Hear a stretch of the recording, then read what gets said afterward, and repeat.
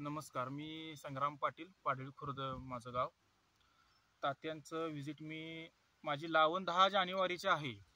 आणि दुसरी गोष्ट म्हणजे तात्यांची आणि आमची ओळख 2022 पासून झाली. योगायोगा म्हणजे एका कारणानिमित्त बी पुण्याहून आणलं होतं तात्यांनी, त्या माध्यमातून आमची ओळख झाली. तात्यांच्या घरी जाऊन मी त्यावेळी भेटलो होतो, त्यावेळी बी वगैरे आम्ही आणलं होतं, पण त्यावेळी कारणामुळे आम्हाला काय ते करायचं जमलं नाही. पण ह्या वर्षी ठरवलं की बाबा काय नाही, तात्यांच्या मार्गदर्शनाखाली लावण करायची, सगळं हे त्यांच्या पद्धतीनुसार करायचं.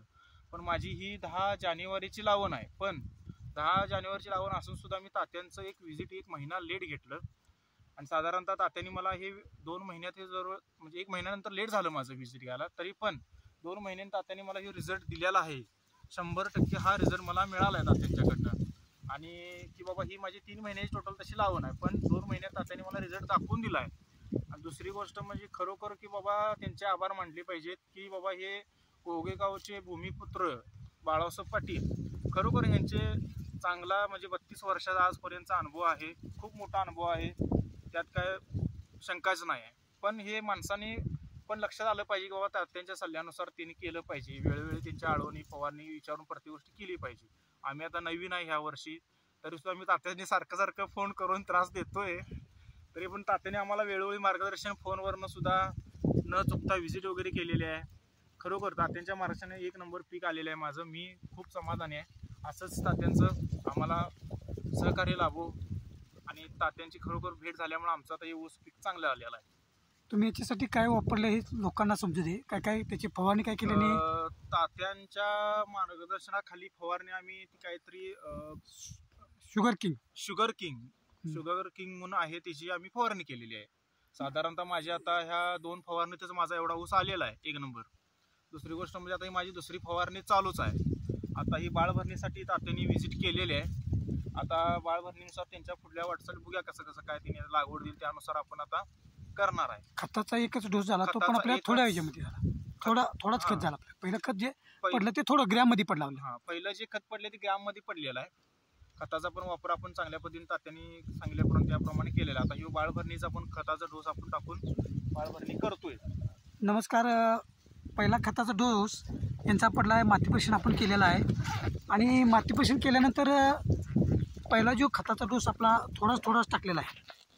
आणि तो खताचा डोस असा आहे, त्या खताच्या डोसवर फक्त आपल्याला एकरी 5 बॅगच आपण दिलेल्या आहेत. 24-2, युरिया 2 आणि पोटॅश 1 या एवढ्याच बॅगा दिलेल्या आहेत. आपण 5 बॅगा दिलेल्या आहेत. आणि याच्या आळवणी सुपर किंग पावडरमध्ये 5 ग्रॅम, सुपर किंग 2 आणि 1 असं 5-5 ग्रॅम घेऊन 12 दिलेला आहे. आणि दुसरी फवारणी झालेली आहे सुपर किंग लिक्विड औषध 50 मिली आणि सुपर किंग 2 1 आणि 2 50-50 आणि 19-19 एवढंच झालेलं आहे. याच्या व्यतिरिक्त दुसरं काही झालेलं नाही. आता यांचं अगोदरचं NPK दाखवलं होतं जेव्हा आपण लागण करायच्या अगोदर 20-28-71. आणि आता खत दिल्यानंतर खत देऊन मला वाटते 60 दिवस होऊन गेले. 60 दिवस होऊन गेलेले. आणि आता 15-21-43 NPK दाखवायला लागले.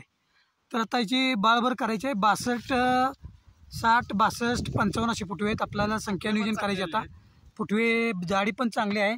आणि आता फुटवे आपल्याला जादा नको आहेत. याच्यासाठी आता बाळभर करून फुटव्याचा स्टॉप घ्यायचा आहे आपल्याला.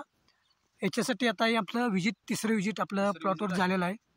आणि तुम्ही पण बघा प्लॉट कसा आहे. प्लॉट आपला 1 नंबर आहे. ऊसाचा प्लॉट हा 1 एकरचा प्लॉट आहे. आणि पूर्ण माळरान आहे. त्याला पाण्याची कमतरता, एप्रिल-मे मध्ये पाण्याची कमतरता भासत आहे. आणि तरीसुद्धा माझं व्हिजिट यांना 1 महिना लेट झालेला आहे.